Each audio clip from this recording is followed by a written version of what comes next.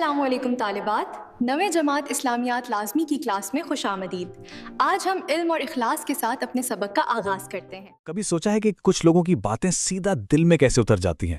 وہ صرف کچھ سکھا نہیں رہے ہوتے بلکہ پورا کردار بدل دیتے ہیں۔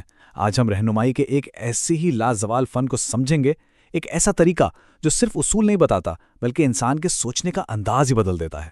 تو ایک بہترین رہنما اور ایک عام استاد میں آخر فرق کیا ہے؟ کیا یہ صرف علم اور معلومات کا ڈھیر ہے جو کسی کو مؤثر بناتا ہے، یا پھر بات اس سے کہیں زیادہ گہری ہے، کردار کو سنوارنے کی، سوچ کو پروان چڑھانے کی؟ تو آج ہم جس چیز پر بات کر رہے ہیں وہ ہے انداز تربیت۔ دیکھیے، یہ صرف پڑھانے کا کوئی طریقہ نہیں ہے، یہ تو انسان کی پوری شخصیت کو تراشنے کا ایک مکمل فن ہے، ایک ایسا نظام جو صرف ذہن پر نہیں بلکہ روح پر اثر کرتا ہے۔ تو آئیے اس منفرد تربیتی انداز کی گہرائی میں اترتے ہیں اور سمجھتے ہیں کہ اس کی بنیاد آخر اتنی مضبوط کیوں تھی۔ اس انداز کی سب سے خاص بات پتہ کیا تھی؟ اس کا مقصد صرف یہ نہیں تھا کہ لوگ باہر سے حکم مان لے، نہیں، بلکہ اصل مقصد دلوں میں تبدیلی لانا تھا۔ یہ ایک ایسا طریقہ تھا جو لوگوں کو اندر سے بدلنے کی ہمت دیتا تھا تاکہ وہ صحیح اور غلط کا فیصلہ خود کر سکیں۔ اس پورے تربیتی نظام کی بنیاد ایک بہت ہی سادہ لیکن بہت گہرے اصول پر رکھی گئی ہے: اعتدال، یعنی زندگی میں بیلنس قائم کرنا۔ چلیں سمجھتے ہیں کہ یہ صرف ایک لفظ نہیں بلکہ ایک مکمل ضابطۂ حیات کیسے ہے۔ تو اعتدال کا مطلب کیا ہے؟ سیدھی سی بات ہے، صحیح توازن تلاش کرنا، نہ بہت زیادہ نہ بہت کم۔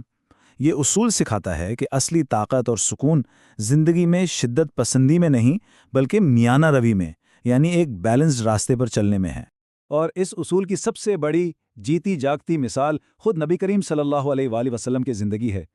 ان کے لیے اعتدال کوئی کتابی بات نہیں تھی بلکہ ایک عملی نمونہ تھا جو ان کے ہر ایک عمل سے جھلکتا تھا۔ اور یہ توازن زندگی کے ہر شعبے میں نظر آتا تھا، چاہے عبادت ہو یا دنیاوی معاملات، مال خرچ کرنا ہو یا کھانا پینا، یہاں تک کہ سونے جاگنے اور بات چیت میں بھی میانہ روی کا درس تھا۔ مقصد صرف ایک تھا کہ انسان کسی بھی معاملے میں حد سے آگے نہ بڑھے۔ اچھا، تو ایک اصول تو ہو گیا اعتدال۔ اب آتے ہیں دوسرے اہم نقطے پر، اور وہ ہے سکھانے کا فن۔ بات صرف یہ نہیں کہ کیا سکھایا جائے بلکہ یہ کہ سکھایا کیسے جائے۔ اس تربیتی انداز کی ایک اور خوبصورتی یہ تھی کہ جوابات کسی پر تھوپے نہیں جاتے تھے، نہیں بلکہ سوالات کے ذریعے ذہنوں کو خود جواب کی طرف لایا جاتا تھا، کیونکہ ایک اچھا سوال علم کے 1000 دروازے کھول سکتا ہے۔ چلیں ایک مثال دیکھتے ہیں۔ ایک بار نبی کریم صلی اللہ علیہ وسلم نے اپنے صحابہ سے پوچھا۔ اس ایک سوال نے نہ صرف سب کو گہری سوچ میں ڈال دیا بلکہ ایک بہت بڑے سبق کی بنیاد بھی رکھ دی۔ اور اس دلچسپ سوال کا جواب تھا کھجور کا درخت۔ اب سننے میں تو یہ ایک بہت ہی عام سا جواب لگتا ہے نا، لیکن اس ایک درخت کی مثال میں کردار سازی کا ایک سمندر چھپا ہوا تھا۔ تو آخر کھجور کا درخت ہی کیوں؟ کیونکہ اس کی ہر چیز فائدہ دیتی ہے، اس کی جڑیں مضبوط ہوتی ہیں، یہ دوسروں کو پھل دیتا ہے اور اس کا کوئی بھی حصہ بیکار نہیں جاتا۔